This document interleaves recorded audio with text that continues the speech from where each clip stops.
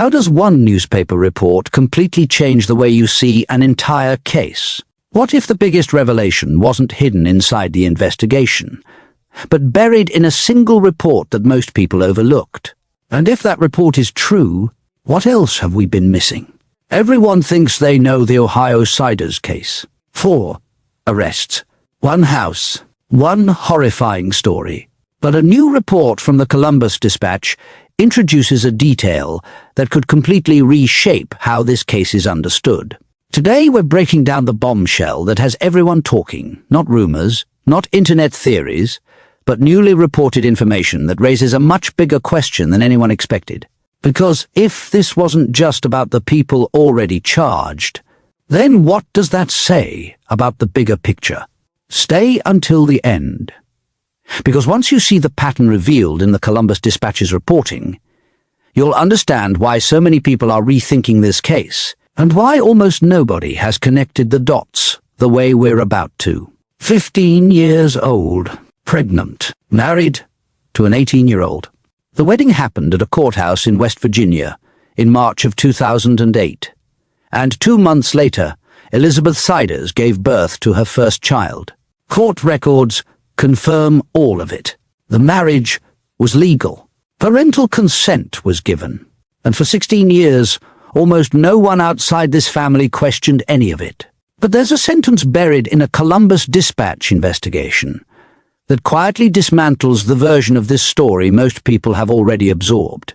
It's not about the house on Omar Street, not about the 12 by 12 room, or the smell, or any of the details officials have repeated in press conferences. It's about a cousin of Gary Ciders Sr., a different branch of this same family tree, who also married a 15-year-old girl. And that's not the only one. There's a second instance, too. Same family, same pattern, different people. What we're looking at isn't just 4 individuals sitting in jail facing 16 counts of child endangerment each. What we're looking at is something that was normalized, generation after generation, in one extended family, while the world around them moved on. If you want to understand how cases like this actually happen, hit that subscribe button now. This is Reopened Crime Scenes, and we don't just cover the headlines. Section 1. The marriage. Let's start with what's documented. Elizabeth Ciders was 15 years old when she married Gary Ciders Jr., who was 18. The ceremony took place at the Mason County Courthouse in West Virginia, March 2008. Reporters who reviewed the court records found that the eldest child removed from the home, now 18 years old, was born just 2 months after that wedding. 2 months. Which means Elizabeth was almost certainly pregnant when she walked into that courthouse. She was 14 or 15 when that pregnancy began. The marriage was legal, under West Virginia law, with parental consent. Someone in Elizabeth's life, someone who should have been protecting her, signed off on this. That's the foundation. But it's not where the pattern begins. Section 2. The pattern. The Columbus Dispatch went further than most coverage. They looked into the broader Ciders family.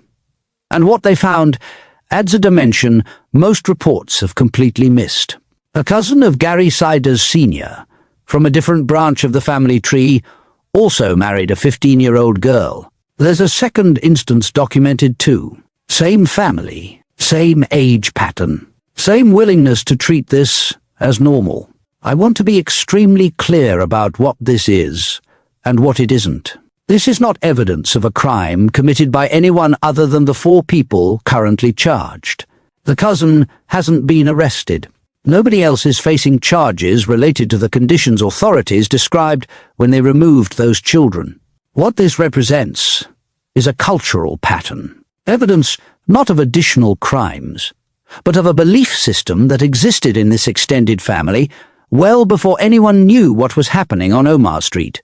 And when you're trying to understand how something like this could go on for years, how it could involve multiple adults, how extended family members could have contact and still not raise alarms, that pattern matters. Section 3. Regional context.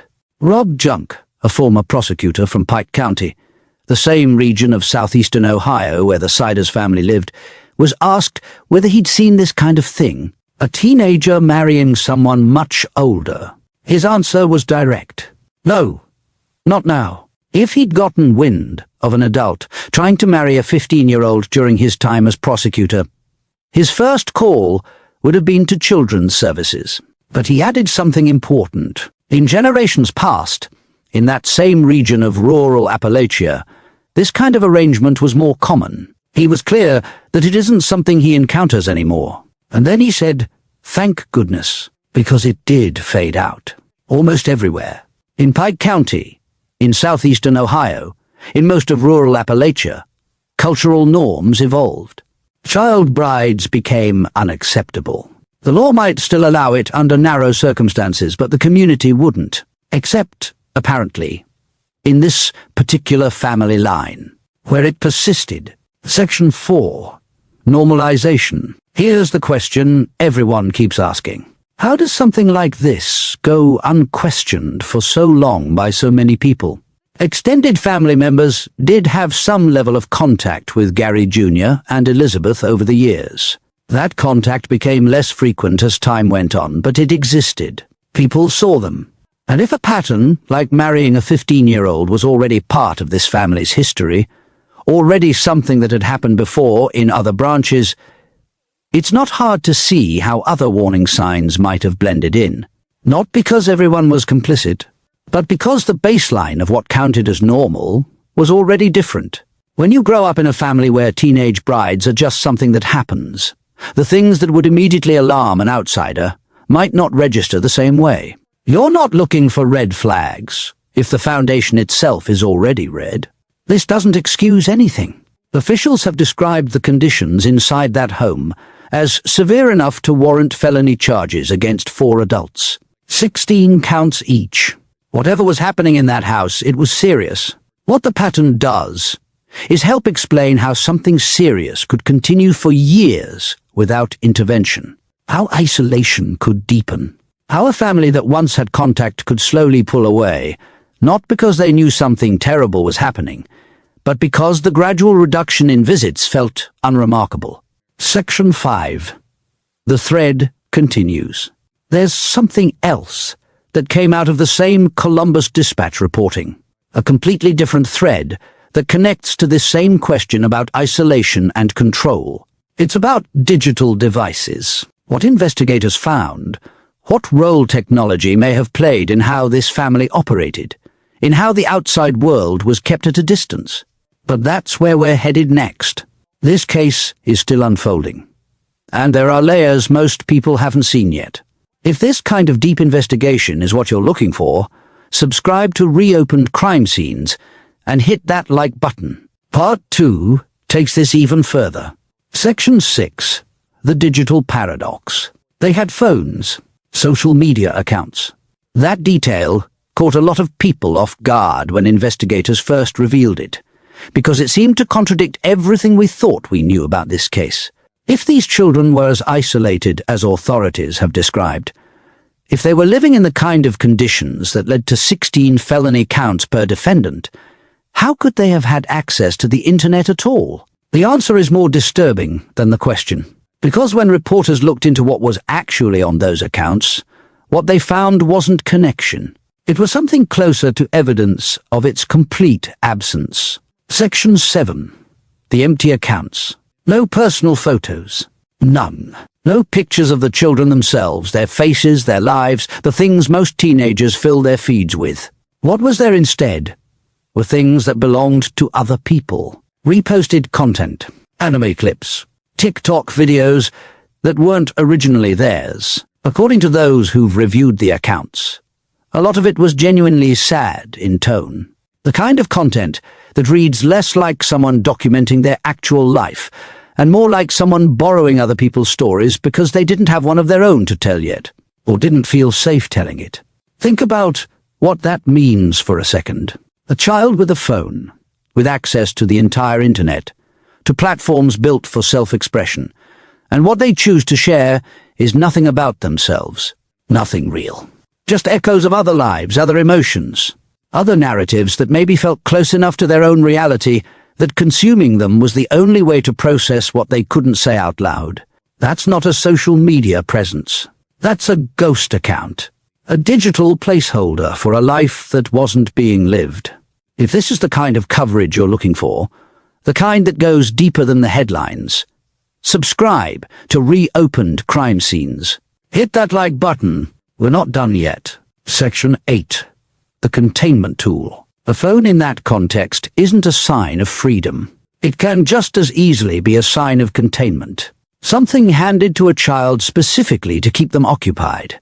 Indoors, quiet, out of the way, without ever needing to take them anywhere or let them interact with anyone in person. It's a modern adaptation of isolation. You don't need locks on the doors if the screen is compelling enough.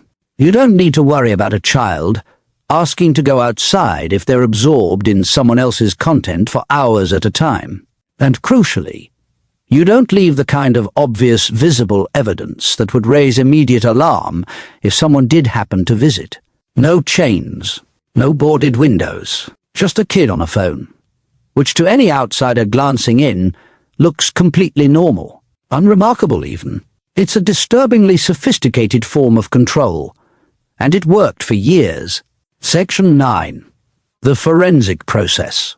Those devices, the phones and tablets seized from the home, are currently undergoing forensic analysis. The kind of work specialized cyber crime units handle. That process can reveal a significant amount.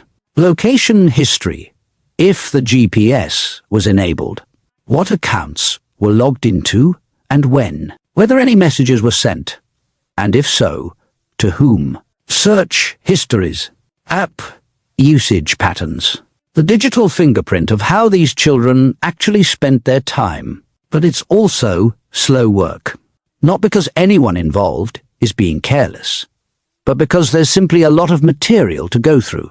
Digital forensics units have limited capacity, and long queues of cases competing for the same resources. The former prosecutor I mentioned in Part 1 described this exact process from his own experience with an unrelated case in the same region. His assessment was clear.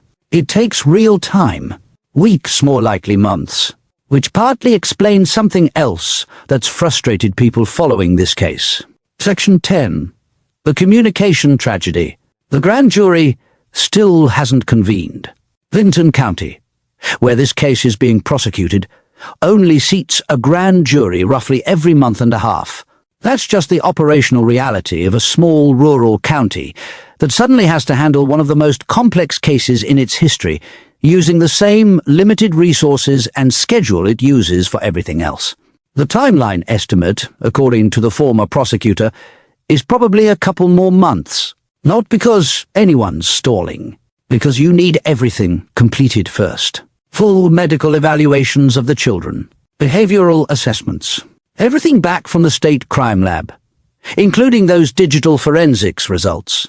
And here's the part that stays with me. If children haven't been in school, haven't had regular contact with people outside their immediate family for years, the challenge investigators face isn't just documenting what happened to them physically. It's figuring out what they're even capable of communicating, and how. Children who've been this isolated may have extremely limited verbal ability. They may not yet have the developmental tools to describe their own experiences in a way a forensic interview or a courtroom can fully capture.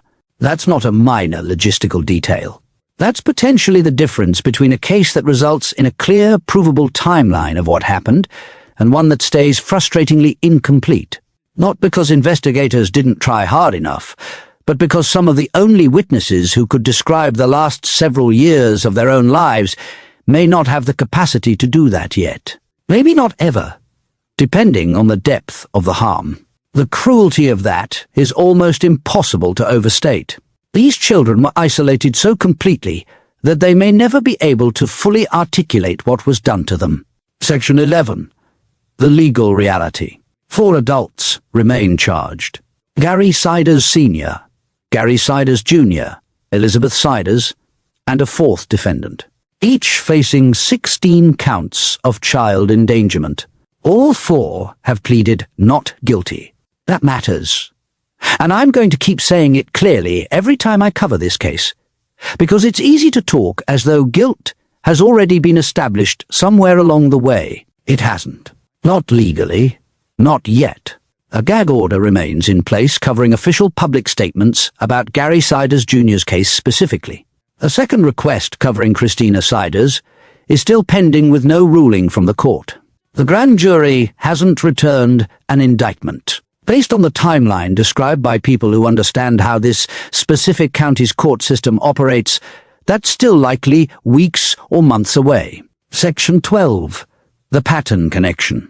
And now, sitting alongside all of that is this additional piece. The documented pattern of early teenage marriage that appears more than once in the extended Siders family, identified through actual investigative reporting by the Columbus Dispatch. Not speculation.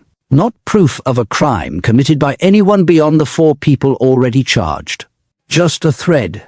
A piece of context that helps explain what people have been struggling to understand since this case first broke.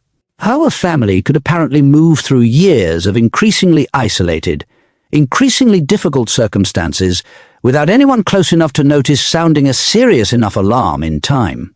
When that pattern was already normalized somewhere in the family's history, when boundary-crossing behavior already had precedent, the things that should have been red flags became harder to see.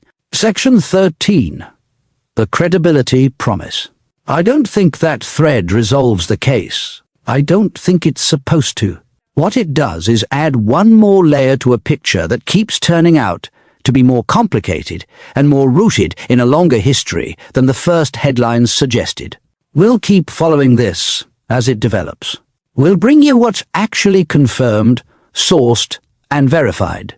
Not speculation dressed up as revelation. Not a neater story than the evidence actually supports. Just what's real, what matters, and what helps explain how something like this happens.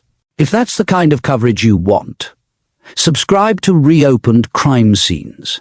This case isn't over, and neither is our investigation. Thanks for watching.